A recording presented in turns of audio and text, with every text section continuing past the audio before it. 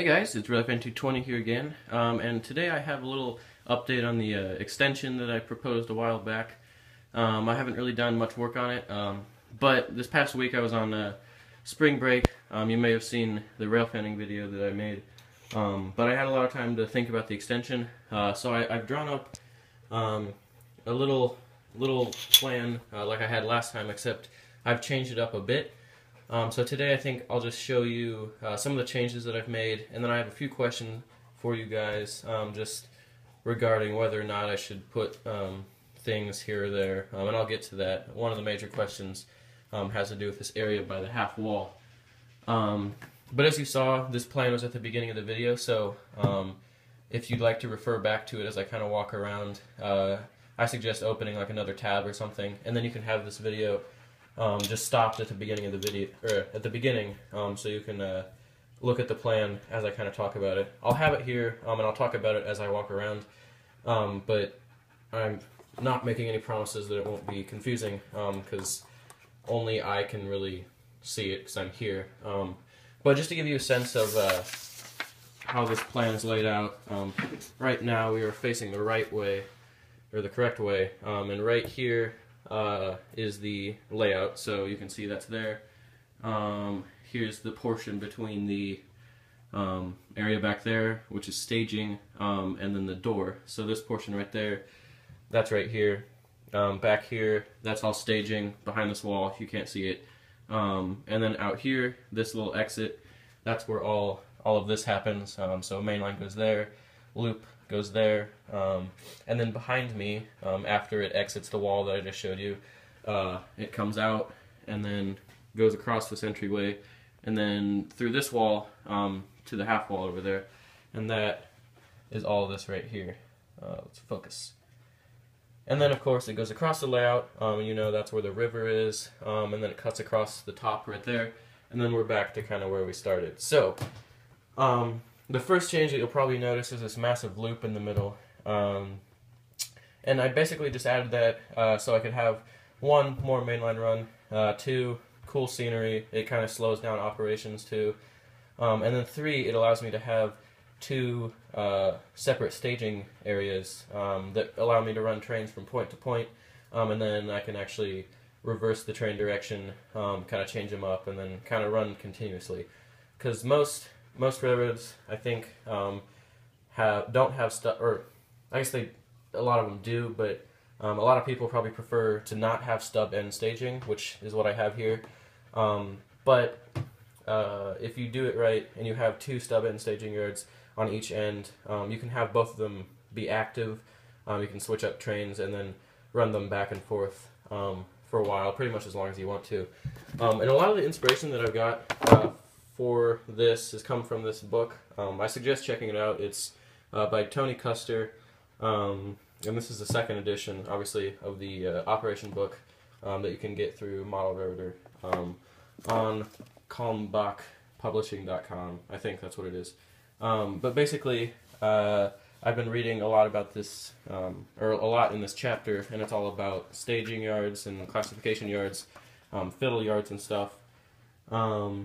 So, and basically I'm basing all of this off of Operation, because before, we kind of just built this, and it was off like the based world, or the, I don't know what I'm trying to say, it's the like world's greatest hobby, like starter set or whatever, and that's kind of where this main loop here came from, and then we added on, and actually it does kind of work out for Operation, but there's really nowhere to go with a main line or anything. You can do some industrial switching, but we never really thought about Operation because I was like 6 when we did it. But now that we're expanding from this, we can kind of work off of that layout, and then add main lines and all sorts of stuff to kind of make Operation flow. And although I don't have a lot of people who would actually run trains with me, I could have people over, and really I could technically run this whole railroad on my own if I wanted to.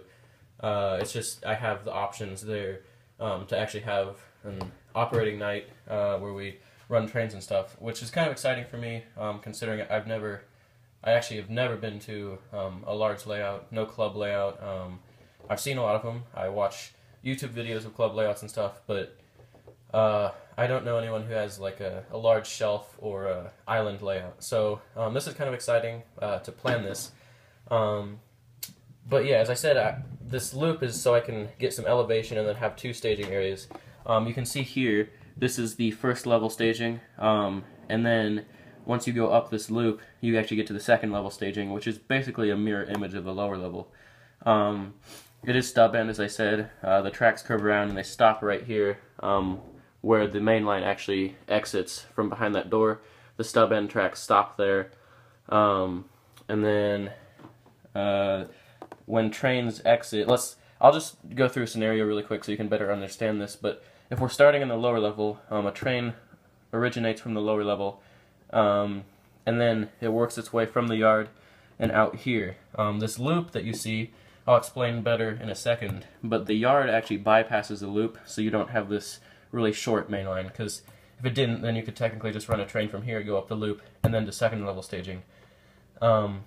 But coming out of the yard, it actually bypasses here. You go through on this main line, which is actually single tracked. I decided to change it to single track just because I think it's more interesting from an operational standpoint, because you actually have to slide your train into sidings and then obey signals and get word from the dispatcher and stuff, which is one of the reasons I changed it to single track, which I'll probably talk more about, but I'll continue here. So, as I said, comes out of the yard, bypasses that, we continue along the main line, comes all the way along here, and then since this grade is coming up, and it's actually 2.5% grade, which is pretty steep for any heavy manifest or unit train, the train will pull past, and then the end of the train will stop anywhere between these two switches or after this switch here, because this siding here, as you can see, is actually the helper area. This little spur over here is where I'd probably have a couple of helper engines, manned helpers, parked. The train stops, the helper engines couple on, and then they work their way past the yard this time, and then work up the grade where it exits the wall right over here. As I said, that's like the main exit point where my lamp is. It exits there, and then they start to work their way up the grade, and then they work all the way around this big loop, and then they go back through the wall, this time about 8 inches above the starting point, so they'll go back over the track that they were on, excuse me, and then they'll enter the upper level staging. So to get a better sense, you can kind of see the loop here. Sorry, focus. But this is kind of how it would be laid out. You can see, I'm stupid, sorry. This is how it would be laid out. It would exit the wall over there, and then the first, like the lower portion of the loop is the branch that splits off to the left, to your left. So then it works its way around there, which would basically be going out past my desk. And obviously I'd have to get rid of the desk and the shelf. That would all be gone, as well as this air hockey table. It would work its way, loop all the way around here, and then you can see it goes back, and then goes over itself, and then back into the upper level staging. Excuse me, jeez. So that's all for operation, because if you kind of think about it, you could have a train from the upper level, run from the upper level, go down the loop. It would actually have to go all the way around the loop, because as I said, the entrance to the loop bypasses the yards. So once it comes off the upper level, it has to go all the way around and then enter lower level. So that gives you like a kind of a longer mainline run, makes it more interesting. Then you'd also have meets here and there from other trains going the other direction. And then it would go into the lower level staging. The good thing about having the lower level staging is that it's on the same level as the main layout. And right now, which I haven't mentioned, I don't have a classification yard, which is usually the center point on a lot of model railroads. And I'll talk about that in a second, because I have kind of a dilemma with having a classification yard. But let's say that we don't have one, and now the train from the, let's say we started in the upper level, goes all the way around, and now it's in the lower level staging, which remember is actually just below the upper level, which is a mirror image of this. So you can't see the two levels here, but this is the lower level, and then the upper level would be just above it. But now the train's in the lower level staging, and then since I would probably arrange the train that came from upper level into blocks of cars that would be easy to break up and go onto the existing layout. A local crew would probably come pick up some of those cars and then obviously go past the loop because it doesn't need to go to the upper level, stays on the lower level, and then enters the layout here. And then from there, since actually like all the direction works out too, because the locomotives would be on this end, their train would be on this end, and they're going this direction, it would come around, come down here, and assuming that they need to go to the industrial area, it could pull past the switch and then back its cars into the industrial area, which is right here. And I'll kind of walk around just to show you that. So back here, I mentioned I would have the lower level staging. Oh, sketchy. Sorry. And then, as I said, the local crew would come up, pick some of the cars up from a train that would be over here. And I understand it's hard to see because you can't really imagine having a staging yard back here with all this trash and clutter, but let's say this is all gone. There's a nice staging yard here. Local comes up, picks some of the cars, exits the wall, as I said over here, the main exit point, goes across by this half wall. Sorry, I'll have to walk over here. And then enters through this half wall, about this point, goes across here, down this loop, and then I guess it would actually have to kind of loop around because he can't just go right there, but technically he could pull around there, back his cars here, pull back out, and then assuming he has cars that need to go to this industrial area, he just pushes them in and out to these spurs here. Probably before the crew does that though, they might need to pull already loaded cars from here to return back to the yard. So that's kind of the operation that I'm going for, and that actually creates a lot of jobs. You could have helper crews, not really a yard crew, I guess a local crew. You would need a guy back at the staging yards just to make sure everything's working properly. And since it is an active staging yard, you'll probably need someone working the yard back there. But then you'd also have a local crew that would run cars to and from the existing layout, and then you'd have anywhere from 1 to 4 road crews operating 2 trains in each direction, maybe. You could even have more, but at one time, probably no more than 4. Actually, that'd kind of be a challenge, but I mean, that's a kind of fun operating session, I think. But now that I've kind of covered all that, and you understand this is a 2.5% grade, comes out of the wall here, it's lower, and then goes back over itself at a higher point. The other thing that I need to talk about is having a classification yard, because if you read, well, I suggest getting this book, and if you read this chapter, a lot of it's based around having a classification yard, and as you can see here, there's even a suggestion to have one closer to one of the staging yards so that the mainline run is extended in at least one direction. But I'm not really sure that there's a great place to have a staging yard, or a classification yard. The best place, just like spatially, is to have it by this half wall, just because it's kind of secluded, and it's also separate from the rest of the layout, so you won't be running into other people. It's divided by, let me step back here. I apologize for the mess again, but it's divided by this wall, and then it enters through the wall over there too. So that would kind of give the yard operator a lot of freedom to walk around.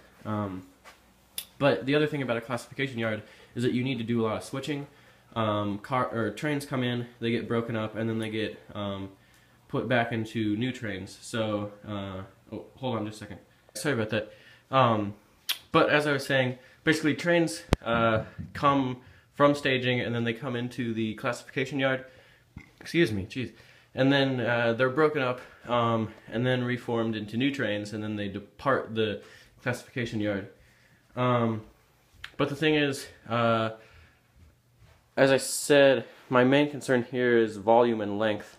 The table ends about here, but then I don't want to, like, the track has to come across and then meet the wall. It has to come out of the wall here. But I don't want to start the curve so it's curving through the wall. I want to have the curve start right as it gets through the wall. But since I'm running about a 30-inch minimum radius, it comes out to here. And then it's kind of hard to get switches from there. So really the yard can start here, and then right where it enters the wall there. But I think that might not allow for enough room there. The other thing is, trains running from staging are going to be about 20 to 25 cars long, and if a train comes in and occupies the longest track in the yard, that's great. It might fit, but then it has to be broken up, and a switcher will come over and then pull the cars out. But instead of pulling the cars out onto the main, there need to be yard leads on either end of the yard, so that you don't foul the main line. But pulling cars out of the yard, if a train comes right up to the end of a switch here, and they need to pull cars and put them in another track, the train will probably, or the yard crew will probably have to go through that wall on the yard lead. And unfortunately, that's kind of awkward for a yard crew, to have their train kind of disappear from them and then having to reverse and go onto the track. So doing switching moves, as you're like working over here, and then you pull a few cars out, and then all of a sudden they're over here, I think that'd be kind of weird. So, I mean, that's not like a terribly offsetting thing. So that's, I guess, one reason not to have it, but it's not like that'd be the worst. But I just want to, I don't know, I just want to make sure that it would work, and I'm not sure it would. So my main concern is that I don't want to skimp on a classification yard that wouldn't really add anything on the operational side of things, because you might be able to run trains in it, but then switching and stuff might be difficult. And I haven't done exact measurements yet. I'm sure, like, once you start building, you realize you have more space than you actually do. But I want to make sure that the tracks will be long enough so you can actually switch and handle the large trains that will be coming from staging. And then, I mean, obviously I could adjust the train length so the trains coming from staging will fit in this yard, but I don't know, I feel like the length in staging is about optimal. So I don't know, just tell me what you think. What do you guys think should happen here? Should I have the classification yard or not? And if I don't, should I have something else, like an intermodal yard or an industry or just mainline? Because I know it's kind of weird that I'm asking you guys, because you're probably wondering, well, if it's even a possibility to have a classification yard, why wouldn't you? But I'm just not entirely sure what would fit there yet, and I want to make sure that it would work well with the plan. So I'm asking with kind of a lack of knowledge in a way, but I just kind of want to get your input. So basically, from your perspective, if you were operating here and there wasn't a classification yard, would you get just as much enjoyment and a sense of operation from operating trains from the lower level classification, or the lower level staging yard, or do you think it is necessary to have a classification yard? And if that's the case, then throw me some ideas on what I should do here. And possibly you think maybe it is long enough, or I don't know, just from you guys eyeballing it, maybe you think if you have a yard yourself, you're like, oh yeah, that's just enough room, you'll be fine. If you have anything like that, please tell me, because classification yards are nice, and they do give you another crew to work with. I mean, you get someone just working in the yard, assembling and breaking apart trains. But the other thing is, this chapter says it too, that a lot of people with kind of limited space will have active staging yards, and I kind of mentioned that earlier. So the lower level staging could actually kind of act as a classification yard. Yeah, so again, as I said, just think about it. Please comment, tell me what you think. I guess the question is, from your perspective, does it make sense to not have a classification yard, and would you be fine or enjoy having a just operating the lower level staging yard kind of like a classification yard by pulling out cars for locals and then also reassembling trains? Or do you think it's necessary to have a classification yard, as I said? So that's kind of the question I have. Tell me what you think, comment, and obviously that's not the only point of this video.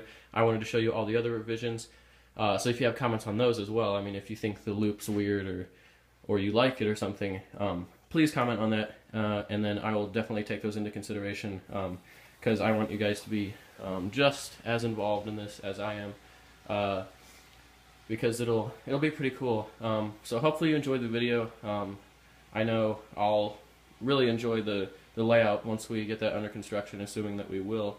But it really comes down to time, and I will have it this summer. I just want to kind of get the plan to a point where it makes sense, and then from there we can actually start assembling. And then obviously, as I mentioned, and anyone who's built a layout knows this, when you start building, a lot of things change, and you realize that the plan you originally had is like, well, that doesn't fit there, so you'll have to change that probably, whatever that thing is.